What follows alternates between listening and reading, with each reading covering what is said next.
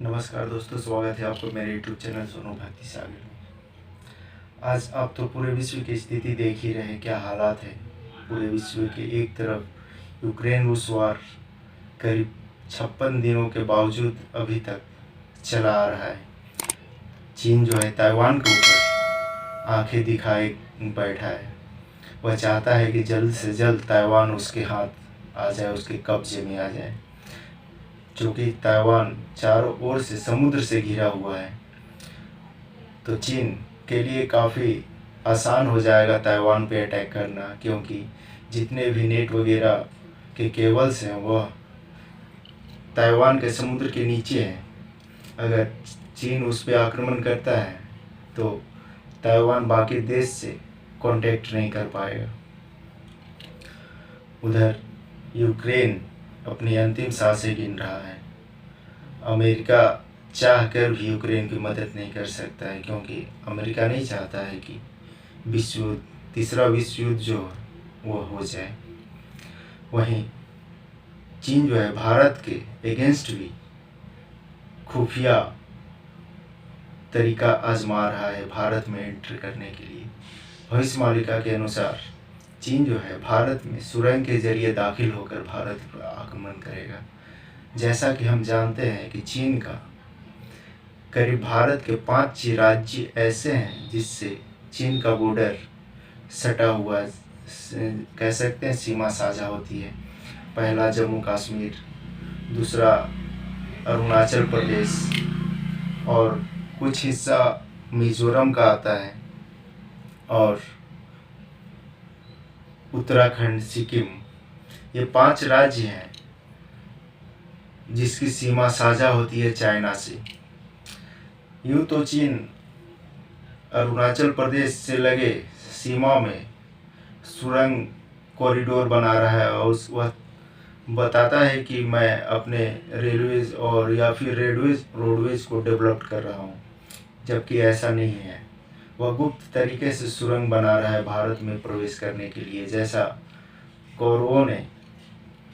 कौरवों से बचने के लिए पांडवों ने सुरंग तैयार किया था, वो जस्ट उसका विपरीत, या हम कह सकते हैं कि महाभारत से सीख लेकर चीन भारत में दाखिल होना चाहता है। लीजी इलाका अरुणाचल प्रदेश आप में से कुछ जानते होंगे, जिसे दक्षिणी तिब्बत का हिस्सा माना जाता है, जिसे चीन सोचता है कि वह उसके अंडर में है, जबकि ऐसा नहीं है, वह भारत का हिस्सा है। उसी के जस्ट विपरीत एक जगह है, वहाँ से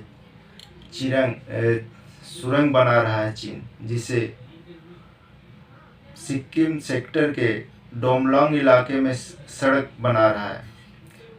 यह सड़क लेकर विवाद बहुत पहले से ही चला आ रहा है, और ऐसा भविष्यवाणिका में भी लिखा हुआ है कि वह सुरंग उसी हिस्सा से होकर भारत में अरुणाचल प्रदेश स्टेट से चीन आक्रमण करेगा। जैसा हम जानते हैं चीन काफ़ी डेवलप्ड है अपने टेक्नोलॉजी से रिलेटेड। अभी वो ऐसे मिसाइल बना रहा है जो सैटेलाइट्स पर मिसाइल वगैरह सेट करेगा, तो वहाँ जो टारगेट होगा वह धरती पर आकर उसका विस्फोट होगा। कितनी कह सकते हैं कि काफ़ी डेवलप्ड हो गया है चीन। जो वायरस का मार आज तक पूरा विश्व झेल रहा है, कोरोना, आज तक इसकी रिपोर्ट सामने नहीं आई कि आखिर इसमें चीन का हाथ है या फिर नहीं। और एक रिपोर्ट है जो इंटरनेशनल डेस्क है, भारत और चीन के बीच सीमा को लेकर तनाव बढ़ा हमेशा ही रहता है। तो ऐसा हम कह सकते हैं कि आने वाले समय में चीन भारत में सुरंग के जरिए दाखिल होकर हमला कर सकता है। और रही बात न्यूक्लियर वार की, तो ऐसा तो हमेशा ही होता है कि जब दो देशों के बीच युद्ध छिड़ता है तो न्यूक्लियर वार्स वगैरह इस्तेमाल होते ही हैं।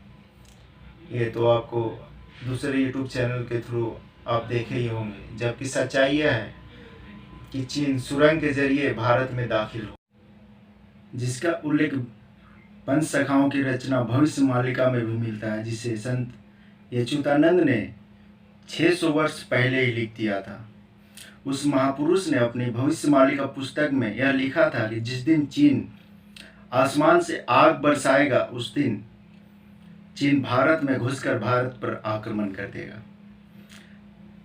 तो ऐसा आजकल न्यूज़ में भी आ रहा है कि चीन रूस के साथ मिलकर एक ऐसी टेक्निक, ऐसी मिसाइल का आविष्कार कर रहा है जिसे वह सैटेलाइट्स में फिट करेगा और उसका जो टारगेट होगा धरती पर कहीं पर वह हिट कर सकता है।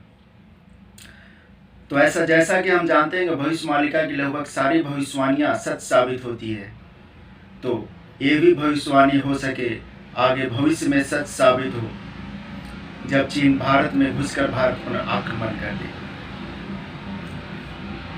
आक्रमण करने के बाद हो सकता है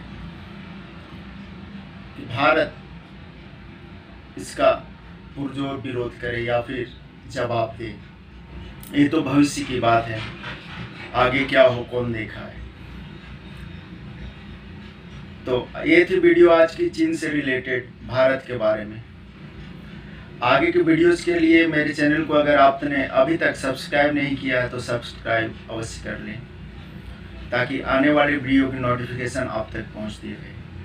धन्यवाद।